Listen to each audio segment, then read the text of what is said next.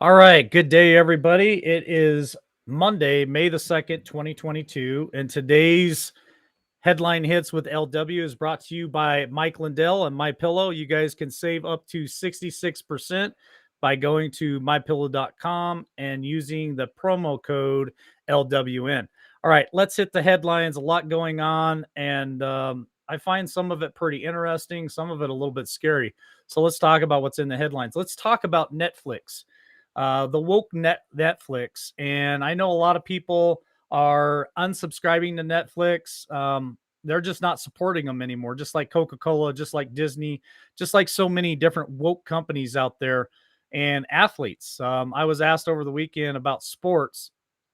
I just don't pay attention to sports anymore because a lot of these athletes and these big athletic owned businesses, they decide that they're going to be woke and that they're going to push propaganda. So I just don't support them. So let's talk about it. Woke Netflix is the worst performing stock in the S&P 500. Well, what are they talking about? Well, the S&P 500 and the New York Times, um, they've been beaten up on them for quite a while here. So, of the 500 stocks in the S&P 500, woke Netflix is performing the worst according to the far left New York Times. Netflix, the worst performer in the S&P 500 this year, is being treated more harshly than nearly any other, says the New York Times.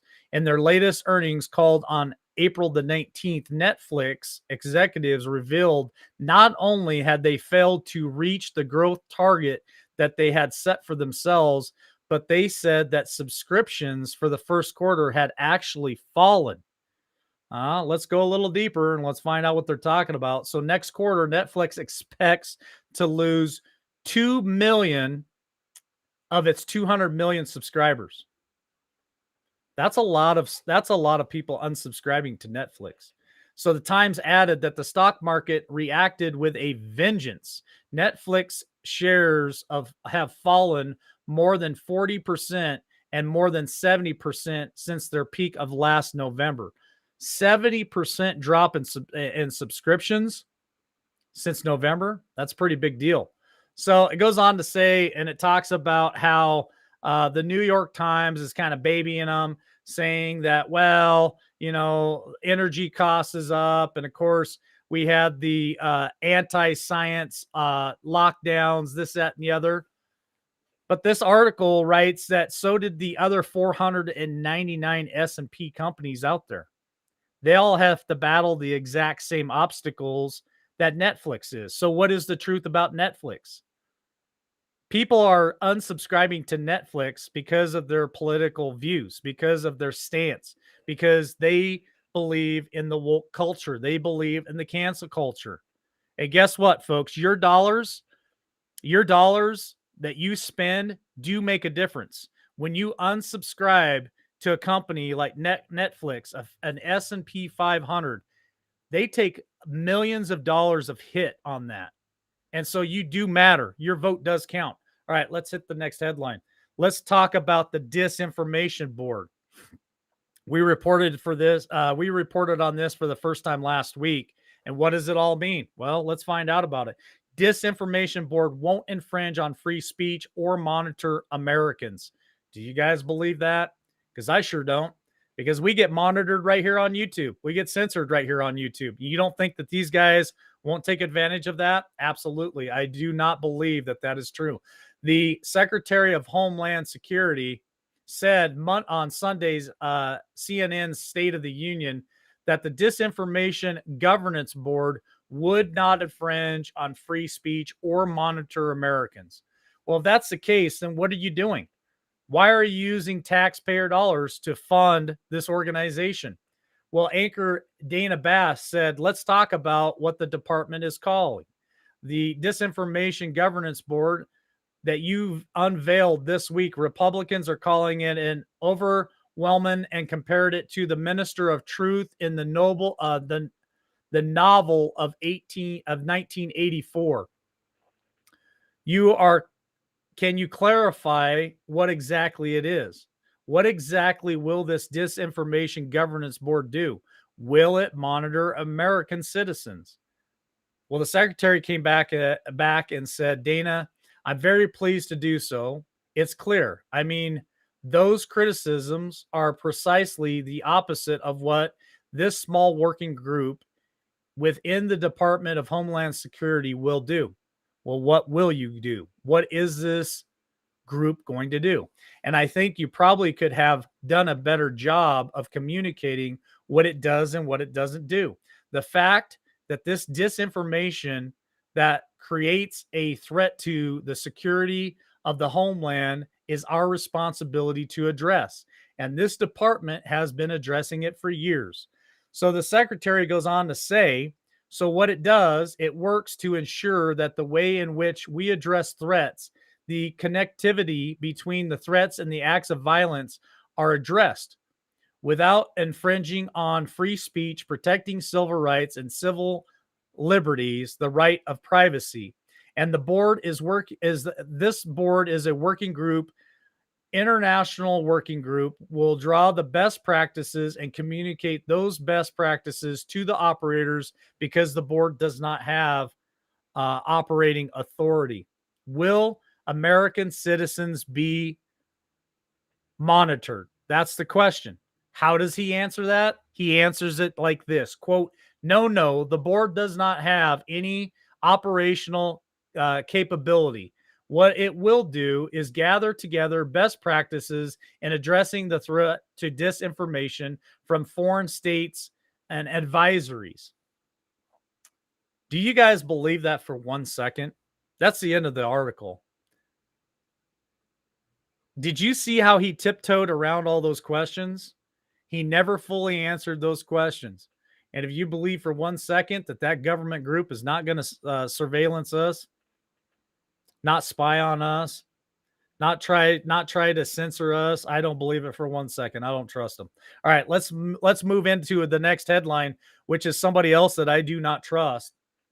I mean, he's a little man, and I could probably pick him up and throw him quite a distance, but I still don't trust him as far as I can throw him. So Dr. Flip Flop and Fauci skips the WHCA dinner, citing that the sickness risk was too high, but appeared at the WHCA weekend party maskless. Oh, folks, the hypocrisy. It's so thick you can cut it with a knife. Dr. Flip Flop and Fauci appeared at the White House Correspondents Association, which is the WHCA, garden party on Saturday, even after he dropped out of the WHCA dinner as too risky to attend during the sickness pandemic.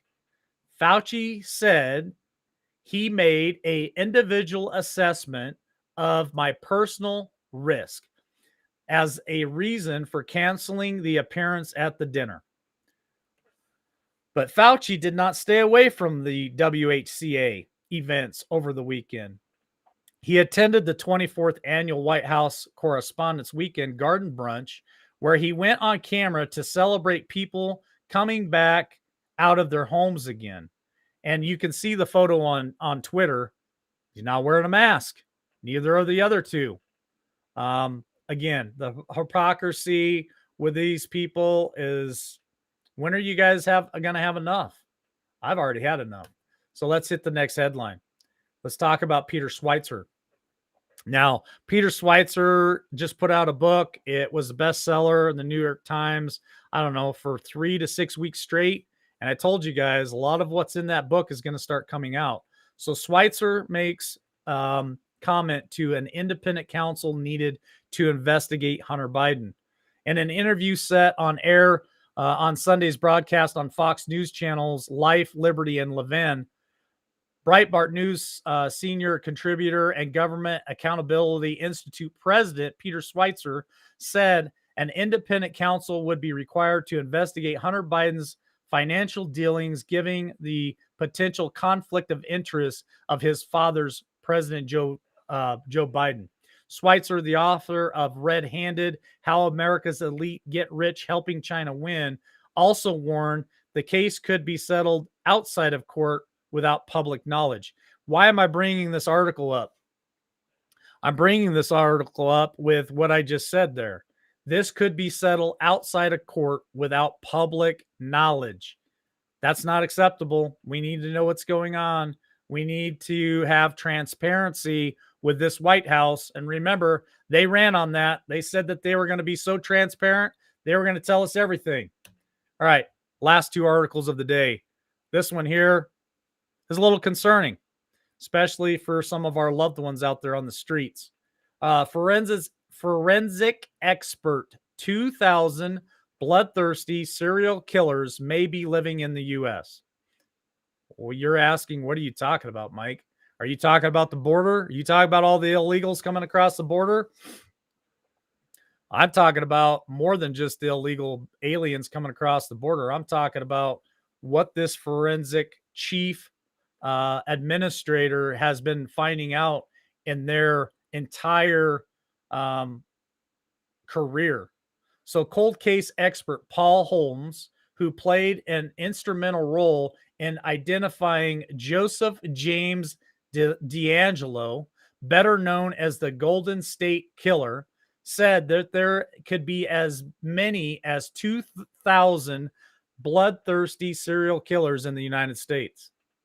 I've seen statistics that some 2,000 serial killers are operating in the United States today. Holmes wrote in his new book, Unmask My Life Solving American Cold Cases, which was in the New York Post.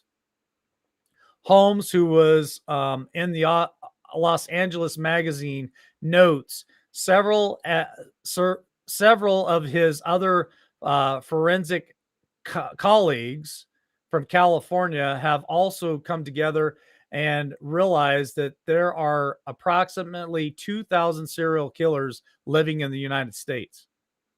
Now, who do they prey on? Well, here's a list of the people that they prey on. They prey on the homeless individuals, drug addicts, and prostitutes. The former forensic chief said that killers target such people, considering that they often fall out of communication with family and who may associate themselves with other people in their groups that just they don't have any connection to society. They're also preying on the opium epidemic right now, people on drugs. And so there are several of them across the United States where these people disappear and the family members, they go for such a long period of time with communication with them that they don't even realize that they're missing.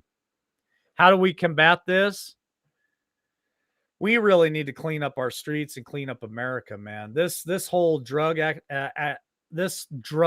academic or endemic, it just needs to really, it needs help. And these homeless people are right there with them. Let's talk about the last headline. Bill Gates. I hate saying this guy's name, but we talked about this in the WHO with the affidavit mamas. Bill Gates wants a global surveillance pact with the WHO to forestall even more fatal sickness variants. What is this guy even talking about? Well, he's beginning to prepare for now an appearance on even more fatal variants of the sickness in the future. That's the advice from billionaire globalist Bill Gates, who warned Sunday that international health surveillance driven by an increase funding for World Health Organization is one way to forestall pandemic outbreaks. Why am I bringing this up? I read through this article, and I'm telling you right now that one, this guy is not a doctor. We've talked about this many times. He's not a doctor, but he is considered one of the world's leading health experts. Did you hear what I just said? He's not a doctor, but he is considered one of the world's leading health experts. He's already talking about more variants. He's talking about more deadly variants. He has ties, he has connections to the vacations that they're putting in people's arms. The Microsoft founder said that he did not want to sound doom and gloom, but warned there was a risk of even more transmittable and even more fatal variants that could be generated. Keyword, generated. I'm giving you guys a heads up on this because this is what these people do. And he's part of all of it. And he's already putting it out there for you guys to see. He's already telling you guys right now, there could be more transmissive and more fatal variants created, generated. Generated means created. There it is, folks. That's the headline hits for today. We'll see you guys later this afternoon and later tonight right here on YouTube, Twitch, and Facebook. Love you all. Have a great day.